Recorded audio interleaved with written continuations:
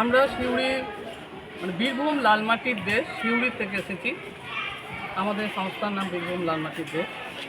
আমাদের যে কর্মসূচি গ্রিন বীরভূম, সেই কর্মসূচি আজকে লাউজোর হাই স্কুলে অনুষ্ঠিত হলো।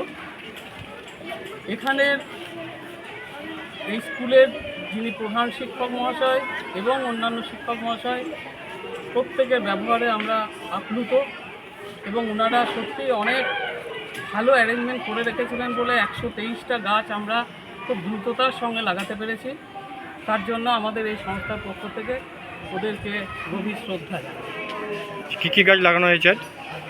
আমাদের মোটামুটি পলাশ, মানে ফুলের মধ্যে বলছি, পলাশ গাছ, তারপর এমনি ফলের মধ্যে আম, জাম, তারপরে চালতা, তারপর পেয়ারা, লেবু, হ্যাঁ এরকম বিভিন্ন ধরনের ছিল। হ্যাঁ, বিভিন্ন ধরনের ফলের গাছ এবং ফুলের গাছ লাগানো হলো।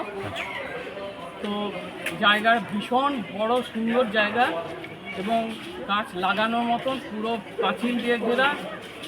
আমরা আশা করছি যে এই গাছ বড় হয়ে এখানকার যে ছাত্রছাত্রীরা আছে তারা এর যে সুফল সেটা ভোগ করতে পারবে।